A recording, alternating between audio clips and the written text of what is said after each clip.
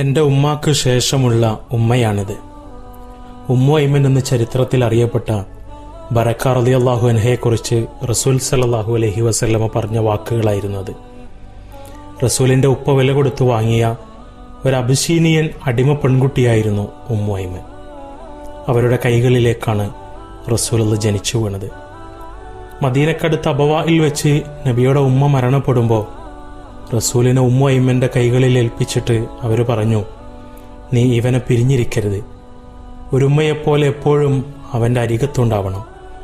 റസൂലിൻ്റെ വഫാത്ത് വരെ ആ വസിയത്ത് പാലിക്കാൻ അള്ളാഹു ഉമ്മു ഐമൻ റളിയല്ലാഹു അൻഹയ്ക്ക് അവസരം നൽകി. ജീവിതത്തിൽ കേൾക്കാവുന്ന ഏറ്റവും വലിയ സന്തോഷ വാർത്ത ഒരിക്കൽ റസൂൽ സല്ലല്ലാഹു അലൈഹി വസല്ലം അവരെ അറിയിച്ചു, ഉമ്മു ഐമൻ, തീർച്ചയായും സ്വർഗത്തിൽ നിങ്ങൾക്കൊരു സ്ഥാനമുണ്ട്.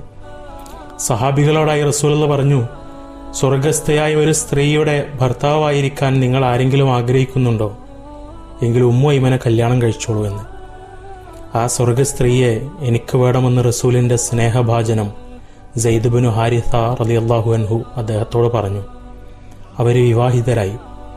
അതിൽ പിറന്ന കുഞ്ഞാണ് റസൂലിൻ്റെ കുഞ്ഞു സ്നേഹഭാജനം ഉസാമത്ത് ബിനു സെയ്ദ് റളിയല്ലാഹു അൻഹു. റസൂലുള്ളാഹി ഹിജ്റ പോയപ്പോൾ അവിടുത്തെ വീടിന് കാവൽ നിന്നതിനാൽ ഉമ്മു ഐമൻ റളിയല്ലാഹു അൻഹയ്ക്ക് സംഘത്തോടൊപ്പം പലായനം ചെയ്യാൻ കഴിഞ്ഞില്ല. അധിക ദിവസം റസൂലിനെ പിരിഞ്ഞിരിക്കാൻ സാധിക്കാതെ ഉമ്മു ഐമൻ കാൽനടയായി ഒറ്റയ്ക്കു പലായനം ചെയ്തു. മരുഭൂമിയിലൂടെയുള്ള ദീർഘനാളത്തെ നടത്തം കാരണം നീരുവന്ന് തടിച്ച കാലുമായി അവർ മദീനയിലെത്തി. ഇതുകണ്ട് റസൂല് ഉമ്മ എന്ന് വിളിച്ചുകൊണ്ട് ഓടി വന്നു. വീണ്ടും സ്വർഗം കൊണ്ട് അവർക്ക് സന്തോഷ വാർത്ത അറിയിച്ചു.